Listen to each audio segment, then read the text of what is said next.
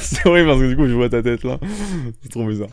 Bonjour et bienvenue dans cette vidéo que tout le monde fait, que toutes les chaînes de cinéma font à la fin de l'année, qui est évidemment le top des sorties. Sauf que déjà, la particularité de cette chaîne, c'est évidemment que nous parlons de films de genre, de films d'horreur, de films fantastiques, de plein de choses, donc on va pas parler de plein d'autres films qui seront sans doute en tête de classement pour vous, mais qui ne le seront pas pour moi, puisqu'on parle uniquement ici de films d'horreur et de films de genre, etc., comme je l'ai expliqué. Donc il y aura pas de La La Land, il y aura pas de Au revoir à la haut, il y aura pas plein d'autres films que vous avez aimés mais que je n'ai pas vus parce que j'ai pas que ça à faire et que moi j'ai pas votre temps. Ce sera donc un top en 15 places avec sans doute plein de petites pépites que je vais vous faire découvrir puisque la plupart ne sont finalement pas sortis en France et c'est beaucoup trop dommage. Il y a aussi plein d'autres films dont je vais pas parler pour la simple et bonne raison que je déteste aller au cinéma. Et surtout quand il s'agit de regarder des films d'horreur puisque l'ambiance qui est dégagée dans ces salles par les spectateurs me répugne au plus haut point, moi, l'ermite associable que je suis. Le deuxième problème étant que des films d'horreur en France, on n'en a pas tant que ça, et s'ils arrivent à un moment dans l'année, c'est pour Halloween. Ce qui fait que si je vais pas dans les salles, il faut que j'attende soit qu'ils soient en téléchargement, soit en DVD ou quoi que ce soit. Mais sauf que quand les films ils sortent pour Halloween, et bah à la fin de l'année, ils sont ni en DVD, ni en téléchargement, ce qui fait qu'on ne peut pas les voir et que je ne peux pas en parler. Donc voici une liste de tous les films que j'ai pas pu voir, mais que j'aurais vraiment beaucoup aimé voir dedans mon cœur, qui va apparaître maintenant. Trop tard elle est partie. Et sur ce, on va commencer avec le premier film.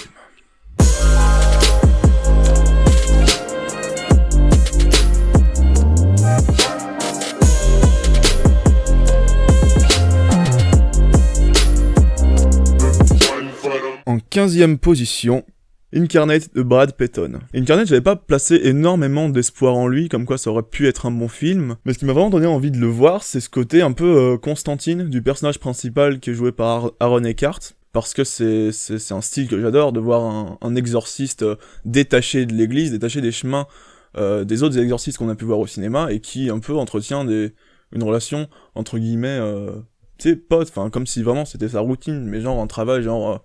limite, les démons, qui sont du coup tes ennemis, c'est tes collègues, tu vois. Et ça, c'est une situation que je trouve plutôt marrante et que j'aimerais voir plus au cinéma depuis que je crois que la série, justement, Constantine de DC, c'est DC?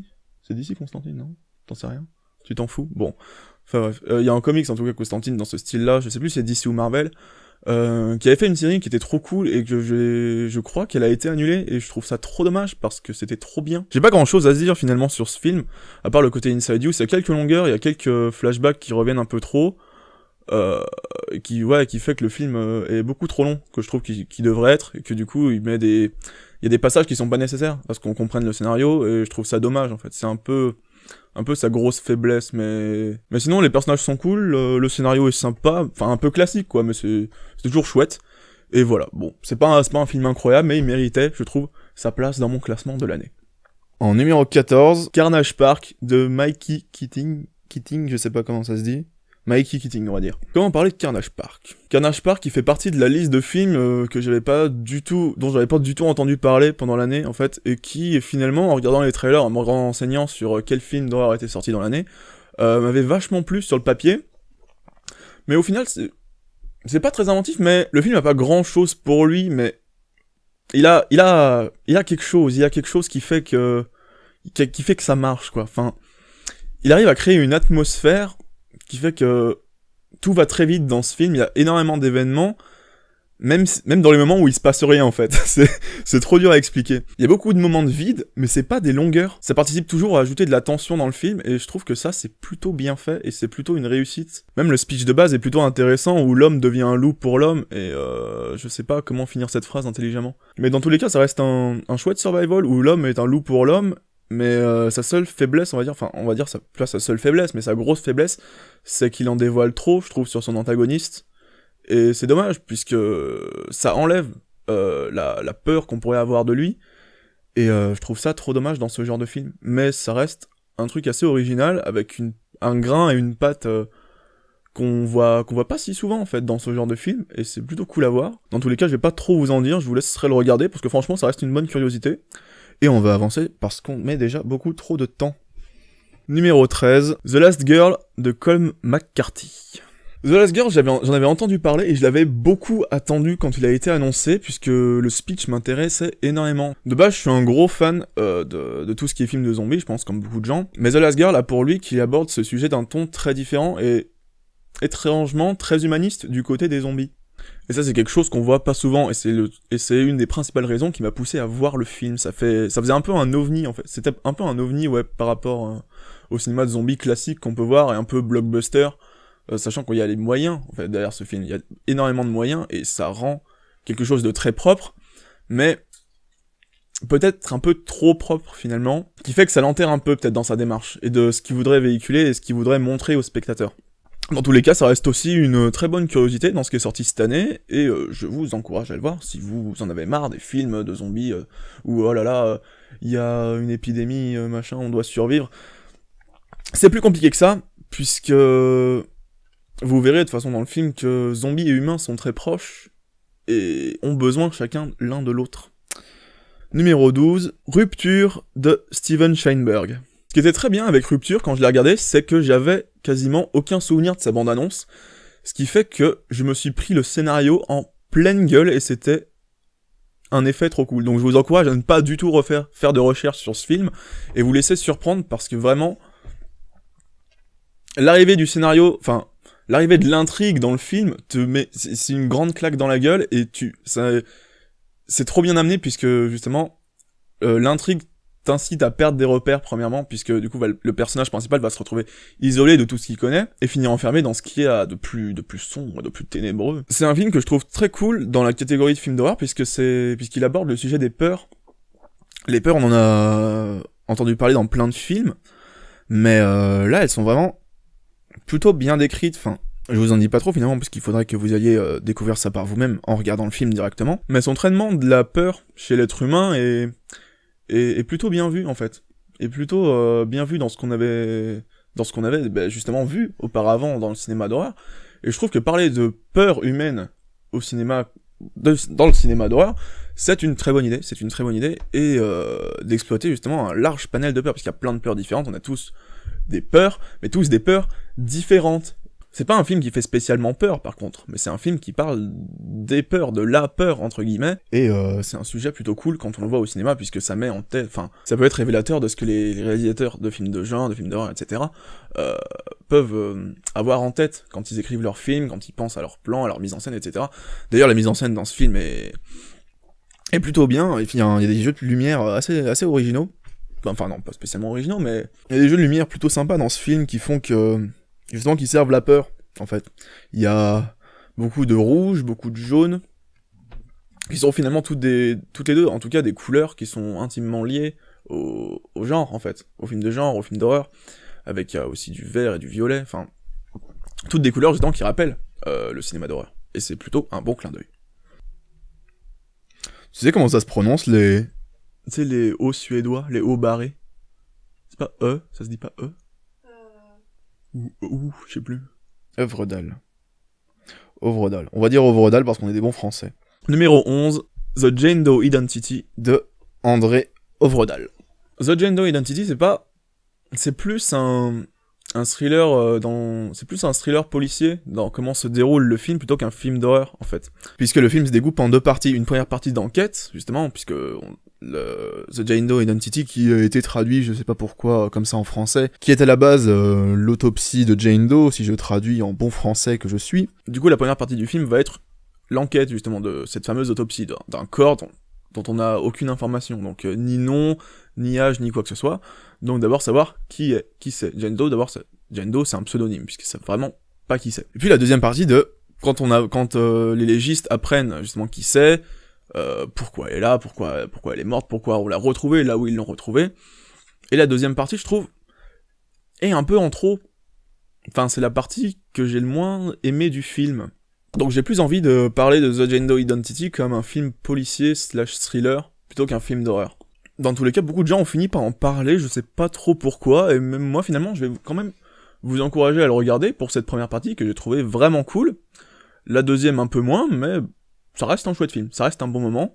Donc allez le voir si ça vous branche, n'allez pas le voir si ça vous branche pas, c'est pas un immanquable. Mais les immanquables, on va y arriver puisque nous attaquons le top 10 le top 10 absolu. Numéro 10, Inside de Angel Miguel Vivas. C'est pas du tout le bon ordre. Inside de Miguel Angel Vivas. Inside, il fait aussi partie des films dont j'avais pas du tout entendu parler et qui finalement se sont avérés être une très très bonne découverte. Le film a pas finalement grand chose pour lui, pas une mise en scène incroyable, ni un scénario très foufou, mis à part le fait qu'apparemment c'est inspiré d'une histoire vraie, qui fait écho à une période de crime où des femmes enceintes se retrouvaient pas éventrées, enfin elles étaient opérées de manière à ce que des personnes, du coup les personnes qui s'infiltrent chez elles, leur volent leur bébé. Pour faire quoi, je ne sais pas, mais en tout cas, c'est une histoire vraie, je sais pas si c'est vraiment vrai, si c'est peut-être comme pour le projet Blair Witch, ils disent que c'est une histoire vraie alors que c'est pas forcément vrai, mais si c'est vrai, dans tous les cas, c'est même pas ce côté histoire vraie qui rend le film intéressant. Ce que j'ai trouvé cool dans ce film, ce que j'ai trouvé très bien avec Inside, c'est qu'il sait surprendre, il arrive à surprendre, alors que c'est extrêmement difficile dans une industrie telle que le cinéma d'horreur qui est extrêmement codifiée, d'arriver encore à surprendre les spectateurs, à faire évoluer de nouvelles pistes, et à vraiment nous surprendre. Et ça, je le définirais comme le premier gros point positif du film. Le deuxième, c'est une idée de mise en scène que j'ai trouvé particulièrement cool, qui fait que le personnage principal, du coup, qui est la personne agressée, enfin, qui est la jeune femme enceinte qui se fait agresser par une personne qui veut, du coup, lui voler son gosse, ce personnage principal étant sourd. Donc il se trouve qu'il y a des moments dans le film où, du coup, elle est pourchassée par son ravisseur, sauf qu'elle a pas son oreillette pour entendre. Et donc ça donne place à des scènes où elle court dans la maison, où elle s'enferme dans la salle de bain, etc. Et il n'y a pas de son. On voit par exemple que ça tambourine à la porte dans certaines scènes, ou qu'il y a des meubles qui tombent, des trucs comme ça. Et il n'y a pas de son, et je trouve ça plutôt intelligent, puisque nous-mêmes en tant que spectateurs, on se retrouve paniqués, genre qu'est-ce qui se passe, elle est où? Enfin, le son, c'est quelque chose de très important. Quand on est en situation de panique comme ça, où il y a un inconnu, un ravisseur qui rentre chez nous, on se repère beaucoup au son. Et sans qu'on puisse entendre quoi que ce soit, on n'a plus de repères, et ça nous met une tension en plus qui marche très bien. Numéro 9, 47 Meters Down, de Johannes Roberts, je ne sais pas comment ça se dit. 47 Meters Down, pareil, beaucoup de gens en ont parlé, c'était un des films qui finalement m'avait pas mal attiré, puisque les films de requins, depuis Les Dents de la Mer et la multitude de nanars qui découlaient de ce genre de film, c'était très risqué sur le papier, et finalement, c'est bien. Alors pourquoi c'est bien? Premièrement, c'est très très joli. Voilà.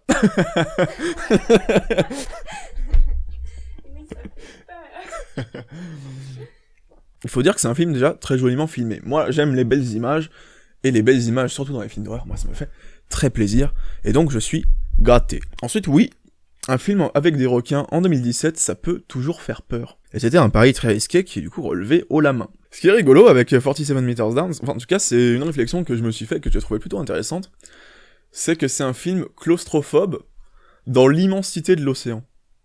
C'est-à-dire que, du coup, les personnages principaux vont être retrouvés dans une cage sous l'océan avec des requins, parce que je vais pas faire genre, oh là là, c'est une surprise que c'est un film de requins et qu'ils sont enfermés dans une cage, c'est dans les trailers, c'est pas du spoil. Mais le fait qu'ils soient enfermés dans une cage au milieu de l'océan où tu peux aller partout, enfin l'océan, c'est très grand, mais ils sont dans une cage qui fait que l'océan, leur océan à eux sur lequel ils peuvent avoir une influence, se délimite par cette cage, qui fait à peu près, 2 mètres carrés peut-être. Et c'est quelque chose que j'ai trouvé plutôt astucieux et plutôt pas mal finalement pour ce genre de film, qui la plupart du temps consiste juste à des nageurs qui nagent dans l'eau, ou des bateaux, ils se font attaquer, blabla, c'est chiant, enfin c'est surfait en tout cas, c'est peut-être pas chiant mais c'est surfait. Là il y a du neuf. La cage c'est aussi ce qu'il y a de rassurant.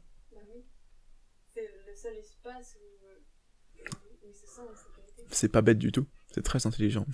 Tu peux continuer à faire des remarques pertinentes. Dans tous les cas, c'est un film qui fonctionne, puisqu'il y a du coup la pression déjà des requins, la pression qu'ils arrivent pas toujours à joindre leur équipe de secours, la pression qu'en plus, il y a l'oxygène qui risque de manquer, et je pense que tout le monde ici n'a peut-être pas peur de la noyade, mais a peur de crever asphyxié. Donc tout ça mis ensemble, ça crée une alchimie déjà inhérente du coup à ce qui serait de l'ordre de la plongée, des sous-marins, des blabla, et tous ces éléments de peur mis ensemble, ça crée une atmosphère que le film sait exploiter à fond, en fait. C'est ça qui est cool, c'est qu'il va à fond dans son délire. Bref, c'est un film qui fait mouche, c'est un film intelligent, c'est un film qui repose de nouvelles bases pour ce qui est des films de requins, et je trouve ça trop cool. Numéro 8, The Bye Bye Man de Stacy Title. The Bye Bye Man, beaucoup de gens... Enfin, j'ai vu beaucoup aussi d'infos tourner à ce sujet, enfin, autour de ce film, et j'avais extrêmement peur. Enfin, on me l'avait vendu, en tout cas, comme un peu un slasher, alors que c'est pas du tout le cas. C'est un film de monstre, mais pas vraiment. Putain, c'est une histoire complexe, Bye Bye Man, je sais pas comment en parler. Ouais, tu vois, j'allais faire la comparaison avec It Follows, justement. It Follows, que j'ai trouvé trop chiant, d'ailleurs, je sais pas si tu l'as vu. Je l'ai trouvé trop chiant. It Follows. Putain, moi j'ai trouvé nul à chier. Bref, The Bye Bye Man. The Bye Bye Man, j'ai pas du coup trop envie de vous en parler, en tout cas pour ce qui est du scénario. Mais il faut savoir que c'est un film qui crée l'illusion. Et justement, c'est un facteur qui est annoncé plutôt dans le film. Donc évidemment, pendant le film, t'es au taquet, tu te dis ça, est-ce que ça c'est faux, est-ce que ça c'est vrai? Et le film, ce qui est trop cool, c'est que même en étant moi-même au taquet, hyper investi dans le film, en me disant ça je suis sûr c'est faux, ça je suis sûr c'est vrai, et bah le film, il arrive quand même sans prise de tête, en plus c'est pas tiré par les cheveux, il arrive à te faire croire à des trucs quand même en étant persuadé que soit c'est vrai, soit c'est faux, parce que je pense que c'est ça qui est cool avec ce film, c'est qu'il a compris à l'avance que les spectateurs allaient faire les inspecteurs derrière, et il arrive quand même à surprendre et à détourner l'enquête justement du spectateur.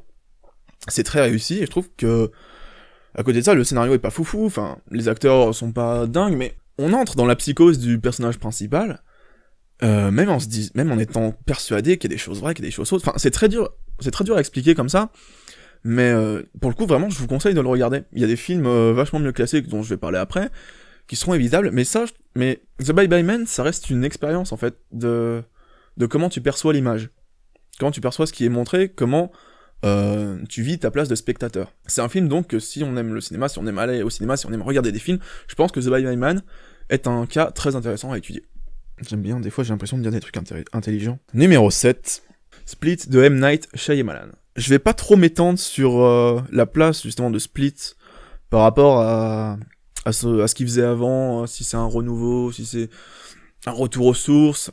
Personnellement, j'ai bien aimé Split dans l'ensemble, mais le gros problème que je lui reprocherais, c'est que Split est bon parce que l'acteur est bon. L'acteur principal dont j'ai oublié le nom, là, mais j'ai la flemme de regarder, mais vous voyez très bien de qui je veux parler, a livré une performance d'acteur plutôt impressionnante, et c'était un pari très risqué de la part de Shyamalan, et même de la part de l'acteur en lui-même, qui a relevé un défi plutôt dingue, même si je reste quand même déçu par le fait que il a été vendu comme, je sais pas, 27 personnalités, peut-être un truc comme ça, 27, et on en voit quoi, 5, 6 ? Enfin, je trouve que c'est le problème principal du film. Plus de personnalités, ce serait cool. Après, je critique ça maintenant, mais peut-être que du coup, dans la suite, dans le crossover avec Incassable, il va rajouter de nouvelles personnalités, enfin, je sais pas, où il va être bloqué dans cet aspect de bête qu'on nous vend dans les trailers, pour ceux qui n'ont pas vu le film. Dans tous les cas, moi, je trouve que c'est un film quand même intéressant, un bon retour de Shyamalan en tout cas, un bon retour qui se justifie par la présence de Bruce Willis au tournage, parce que Bruce Willis est le meilleur acteur de tous les temps. Non, sans déconner, Split, un peu déçu, mais pas trop. Voilà. Ça devrait être le slogan du film. Un peu décevant, mais pas trop, du coup ça va. Je l'ai noté super haut, c'est vrai, peut-être par rapport à d'autres films, mais moi j'aime beaucoup, enfin... Non, c'est pas j'aime trop Bruce Willis, non, ouais, c'est vrai, peut-être qu'il est un peu trop. Il est peut-être un peu trop. J'adore Shyamalan. The Visit, son film d'avant, a été critiqué trop injustement, je trouve. Moi, j'ai vraiment bien aimé The Visit. Oui, vraiment, des critiques trop injustes. Et je trouve ça dommage. Donc, j'encourage Shyamalan, je suis hypé. Je suis hypé par la suite, comment elle s'appelle, Glass. Je suis hypé par Glass. Et j'attends la suite avec impatience. Avec Bruce Willis.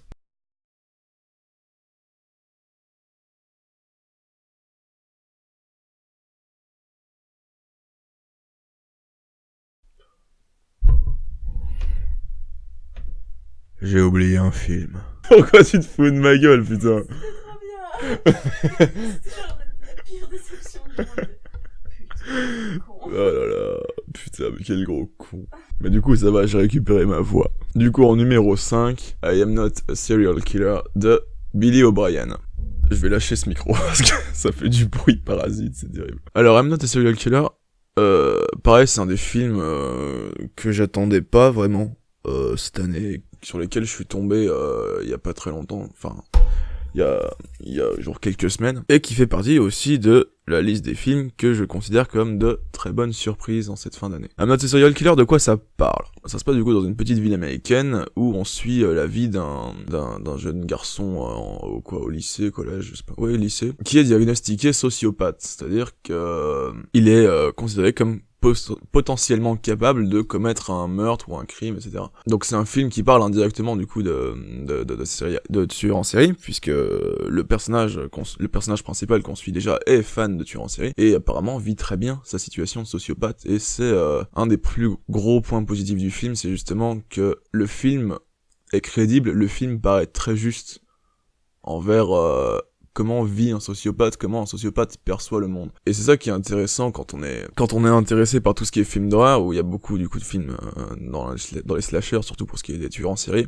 On suit plus les survivants que les tueurs. Et je pense que ce qui rend un bon film d'opposition comme ça entre gentil et méchant, c'est très important de faire un bon méchant. Et c'est ce qui va c'est ce qui va être représentatif de la majeure qualité du film. Et se pencher un peu sur comment, non pas seulement les méchants de fiction se comportent, mais aussi les méchants de la vraie vie, qui tuent des vrais gens du coup, pensent et se comportent. Enfin, comment ça se passe dans leur tête. Mais pour revenir au scénario, du coup, le personnage principal, du coup, vit sa petite vie, il est sous surveillance, entre guillemets, d'un psychiatre, je crois. En tout cas, quelqu'un qui est censé le conditionner pour éviter, justement, qu'il commette un meurtre.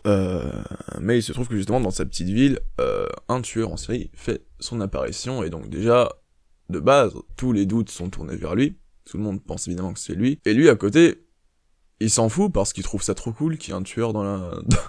Du coup, il cherche déjà pas à se défendre des potentielles accusations qu'on pourrait lui faire.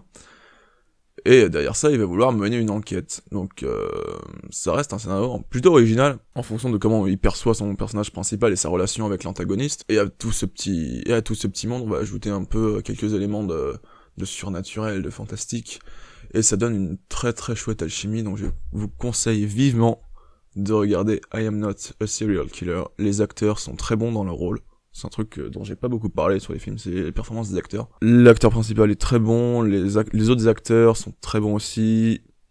L'ambiance est au top, c'est vraiment un très très bon moment à passer en famille avec petits et grands.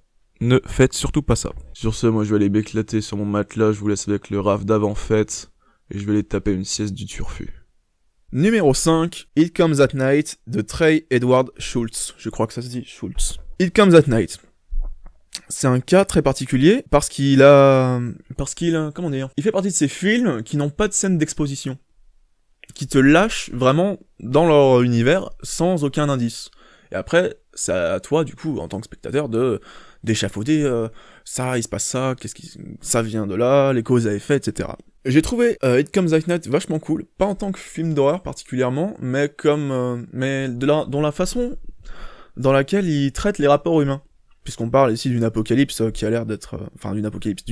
c'est un film de contagion, comment ça se dit, d'épidémie qui a l'air de se transmettre par un germe, donc c'est soit au contact de la peau, soit dans l'air, etc. Donc ça reprend un peu les codes du film de zombies, où tu dois survivre dans la forêt, tout perdu, avec des ressources limitées, etc. Là où It Comes at Night est intéressant, c'est que justement il traite des rapports humains. Donc d'abord, la famille, la première famille, donc la famille entre guillemets des personnages principaux, leur relation qui déjà est un peu bancale, puisqu'elle nous présente dès la première scène la mort en fait d'un membre de cette famille, qui suffit du coup à elle seule d'exposition, qui est le fait que tu peux tomber malade. Il y a des trucs qui font que t'es malade et que tu meurs. Et du coup, dans son traitement des rapports humains, le film au bout d'un certain temps ajoute d'autres personnages, d'autres familles, et à partir de là, c'est ça qui est intéressant, c'est les relations de confiance, les échanges, enfin, c'est ce genre d'univers où il y a ni gentil ni méchant.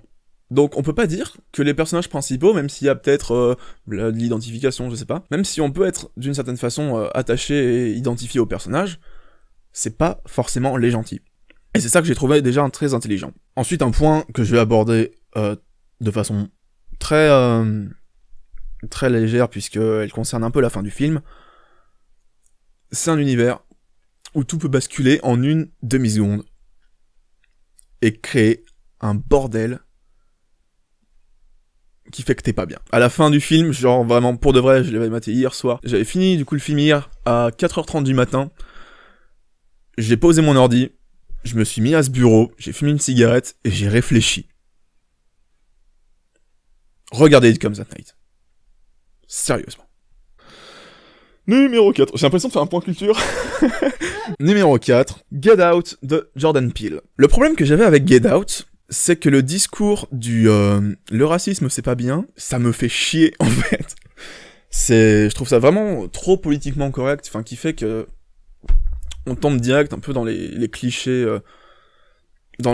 de oh là là, il faut respecter les noirs sont pas assez bien respectés. C'est peut-être une réalité. C'est sans doute une réalité. Mais on va pas vraiment parler de ça, puisque justement le film se nourrit de ces clichés, de tous les clichés qu'on peut avoir. Et c'est ça que je dirais qui fait sa première force en termes de film, entre guillemets, antiraciste. C'est de pas tomber trop facilement dans le politiquement correct. Toujours-il que Get Out, beaucoup de gens en ont parlé, du coup, comme quoi ça pouvait être le meilleur film de l'année, ça pouvait être le meilleur film d'horreur presque de la décennie. Premièrement, par son message, je le conçois, mais même en tant que film d'horreur, ça reste un cas très intéressant. Puisqu'il sait surprendre, c'est déjà une grande faculté. L'humour, mettre de l'humour dans un film d'horreur, c'est quelque chose de très risqué, et dans le cas de Get Out, ça marche extrêmement bien. Et numéro 3, la tension ajoutée au scénario, du coup, ces deux-là, ça fonctionne très bien. Je sais pas vraiment comment argumenter avec Get Out. Je dirais objectivement que Get Out est peut-être un peu overrated, comme on dit en français. Overrated, c'est surcoté. Mais ça reste objectivement certainement un des meilleurs films de l'année 2017, et même peut-être de ces dernières années. Numéro 3. Oula, le numéro 3, je l'aime. Le numéro 3, il me fait extrêmement plaisir. C'est ma découverte de l'année. C'est la meilleure surprise, c'est mon cadeau de Noël. Je l'avais maté avant Noël, mais c'était Noël avant Noël, quand j'ai regardé ce film. Il s'agit de 666 Road Southbound, réalisé par non pas un, non pas deux, non pas trois réalisateurs, mais 4 réalisateurs, à savoir Radio Silence, Roxane Benjamin, David Bruckner et Patrick Horvath. Je sais pas comment ça se dit. Southbound, qu'est-ce que c'est ? Un film dont vous avez sans doute pas entendu parler. Southbound a d'abord pour lui l'originalité de sa construction, puisqu'il s'agit non pas vraiment d'un long métrage, mais de 4 courts / moyen métrages. D'où le fait qu'il y ait 4 réalisateurs sur le projet. En plus de ça, Southbound se paye le luxe d'avoir un côté très David Lynch. David Lynch étant un de mes réalisateurs sans doute préférés de tout l'univers du monde du cinéma. Et moi, ce petit côté David Lynch, du coup, m'émoustille au plus haut point. Mais pour revenir à la construction du film, le fait qu'il soit divisé en 4 parties permet des ruptures de ton très assumées et qui marchent très bien, puisque le cinéma d'horreur, c'est pas juste ça ou ça. Ça peut être du paranormal. Mon écran s'est éteint, ça me perturbe. Ça peut être soit du paranormal, ça peut être de la possession, ça peut être du gore, ça peut être... Il y a plein de sous-genres au cinéma. Et justement, le fait que on fasse un film d'horreur dans des styles différents, puisque le film passe par le gore, passe par l'épouvante, passe par le paranormal, il passe par plein de sous-genres différents, mais on n'est pas perdu, puisqu'il n'y a pas de chapitrage vraiment, mais à chaque fois qu'une nouvelle histoire commence à la fin de la précédente, on sait qu'on va passer dans un nouvel univers, on voit que quelque chose change. Vraiment, c'est, je trouve, une très bonne idée d'exploiter dans le même film, puisqu'il faut savoir que Southbound, en fait, se crée l'univers, enfin, une atmosphère, un genre d'allégorie de l'enfer sur Terre, donc vraiment un condensé de plein de styles d'horreur différents là-dedans, je trouve que c'est une super bonne idée, et ça marche hyper bien. Regardez Southbound, c'est sans doute la meilleure surprise de l'année à laquelle vous avez pu échapper. Regardez Southbound. Je vais devoir aller très vite, j'ai bientôt plus de batterie. Numéro 2, A Cure for Life de Gore Verbinski. Du coup, je vais abréger un petit peu parce que il y a plus beaucoup de batterie dans l'appareil et qu'il faut qu'on y aille, parce que c'est le nouvel an ce soir, nous sommes le 31 janvier. Et il faut qu'on sorte, faire la fête et se mettre une grosse mine, donc A Cure for Life de Gore Verbinski. Gore Verbinski, à savoir le réal des trois Pirates des Caraïbes, donc rien que pour ça, il mérite de base tout mon amour. Je vais pas trop en parler en termes de scénario, je vais plutôt en parler en termes de visuel, puisque ce que je trouve frappant avec A Cure for Life, c'est qu'il déborde vraiment d'idées visuelles, c'est magnifique. Il y a des jeux de miroirs, enfin, il y a l'image qui se déforme par moments avec des reflets, enfin. C'est un film, vraiment, faut le voir pour le croire. C'est bourré de super bonnes idées visuelles, hyper originales, vraiment. Petite critique juste sur sa fin, que je trouve un peu trop différente, en fait, du ton dont le film avait commencé, ou dont le film se déroulait. C'est-à-dire que on est plus dans de l'horreur psychologique, et la fin fait un peu série B, série Z, un peu, bon, je vais pas trop vous en dire. Dans tous les cas, A Cure for Life, c'est un de mes gros coups de cœur de l'année, puisqu'il est du coup en 2e position. En première place, ce n'est pas grave. En première place, Mother de Darren Aronofsky. Tu es contente? Non, ouais. Vraiment, Mother, c'est peut-être parce que... Je sais pas vraiment si c'est à cause du fait que c'est le dernier film que j'ai vu pour faire ce classement. Mais vraiment, un film d'horreur avec un message, ça se refuse pas. Vraiment, ça se refuse pas. Tout ce qu'il aborde, enfin, le scénario est bien, je veux dire, les acteurs sont géniaux. On a Jennifer Lawrence qui depuis qu'elle a lâché Hunger Games, tous les réussissent, c'est un truc de malade. Hunger Games, c'est de la merde, ne regardez jamais Hunger Games. Artiste engagé. Jennifer Lawrence, vraiment incroyable dans ce film. Pareil avec l'acteur, je connais pas son nom, mais c'est l'acteur de Vinyl. L'acteur de Vinyl d'ailleurs, RIP Vinyl, faites revenir cette série. Déjà, ce film pouvait que me plaire du fait qu'il parle de l'humain, mais pas l'humain comme dans Grave, justement. C'est pour ça que j'ai pas mis Grave dans ce classement, c'est que de base, j'avais déjà fait une vidéo dessus et que je voulais pas remettre le couvert. Et que j'avais de base, de toute façon, trop de mal à le mettre dans ce classement, finalement. Toujours est-il que Mother, en fait, aborde justement des sujets de l'humain, mais différemment. Pas de l'humain comme ça pouvait être le cas dans Grave, où Grave, justement, parle des instincts humains. Mother, dans son cas, parle justement des dérives de l'humain. Donc son impact sur l'environnement, sa relation avec ses autres membres de l'espèce, donc ça va parler des guerres, ça parle de la vie en communauté, ça parle de la civilisation, ça parle d'évolution vraiment de l'humain, mais en termes social, puisque le film parle d'abord du statut où être un ermite c'est bien, et du coup, enfin être un ermite non, c'est pas vraiment le... Non, c'est pas vraiment que social. Non, c'est pas spécialement la vie, moi, qui m'a marqué. Enfin, je vous laisserai regarder le film pour savoir quel personnage correspond à quoi en termes d'interprétation. Mais c'est très juste, c'est un film écologique, c'est un film, je sais pas, social peut-être si, mais très révélateur, et ça tombe pas dans le graveleux, c'est comme Get Out, ça tombe pas dans la facilité de l'humain, c'est pas bien. C'est plus profond que ça, et c'est vraiment bien fait, la démarche derrière est trop cool, et moi, ça pouvait que me plaire, moi qui n'aime pas les gens, moi qui... C'est pas j'aime pas les gens, ça n'a rien à voir. En tout cas, moi c'est un film qui m'a énormément touché, en termes de dimension, du coup, comme je disais, écologique, sociale, des rapports humains, de ses dérives. Je trouve que prendre un peu de recul, dans l'air en plus, on est en pleine crise écologique, je trouve que prendre un peu de recul avec ce film, c'est plutôt une bonne idée, une très bonne initiative. Apparemment c'est un film qui réussit, et c'est très bien, et vraiment, pour ceux qui l'ont raté, regardez Mother, regardez Mother. Bon, ça aura pas été facile, dans tous les cas, je vous dis... à très bientôt dans une nouvelle vidéo. Je vois que ma caméra clignote, j'ai vraiment plus beaucoup de batterie, donc je vous fais de gros bisous très rapides. À très bientôt en 2018, année de la bite.